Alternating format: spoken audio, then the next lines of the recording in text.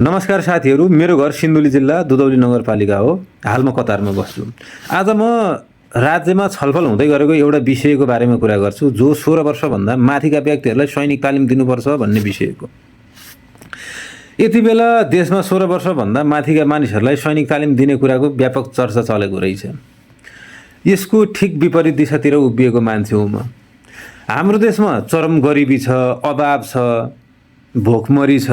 यस्तो अवस्थामा देशका 16 वर्षभन्दा माथिका युवाहरूलाई सैनिक तालिम दिएर बेरोजगार छोडियो भने भोलि ती मानिसहरू गलत मान्छेका हातमा जान्छन्।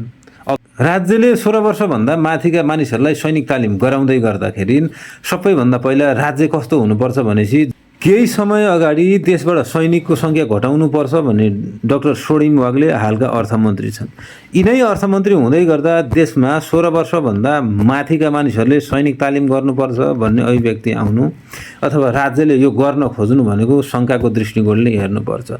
यिनै अर्थमन्त्री आजभोलि भन्दैछन् यदि नेपालमा विदेशी सेना आएन भने देश ब्ल्याकलिस्टमा जान्छ भनेर भन्दैछन्। यस्तो अवस्थामा नेपालका घरै पिच्छे अथवा भनौँ 16 वर्षभन्दा माथिका मानिसहरू सैनिक तालिम गर्ने अनि अवसर नपाउने भयो भने ती विदेशबाट आउने सैनिकहरूले तिनलाई गलत प्रयोग गर्दैनन् भन्ने के ग्यारेन्टी छ?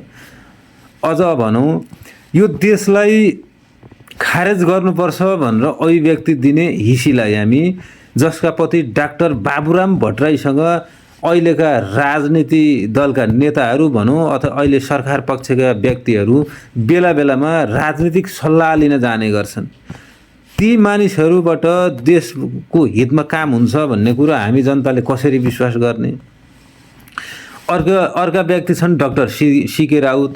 हालसालैको उनको अभिव्यक्ति हेर्ने हो भने यो देशबाट सैनिक खारेज गर्नुपर्छ भन्ने अभिव्यक्ति छ।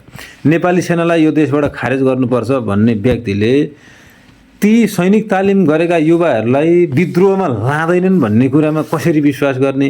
त्यसैले नेपाल जस्तो देशले अहिलेको परिस्थितिमा यो चरम अभावको बेलामा 16 वर्षभन्दा माथिका मानिसहरूलाई सैनिक तालिम दिनुपर्छ भन्ने अभिव्यक्ति यो राज्य हित विपरीत हो। यो सरासर गलत हो। यो गर्नु हुँदैन।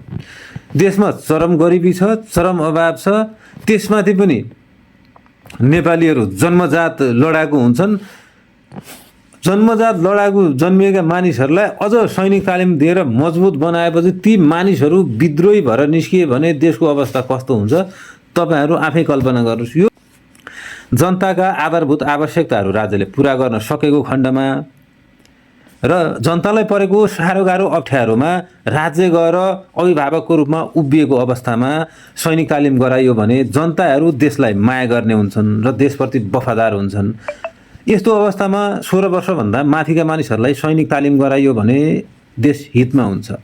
तर अहिलेको जस्तो चरम गरिबीको अवस्थामा यदि युवाहरूलाई हामीले सैनिक तालिम गरायौँ र बेरोजगार छोडिदियौँ भने यी युवाहरू पक्कै पनि गलत मान्छेको हातमा जान्छन् र देशमा विद्रोह सुरु हुन्छ।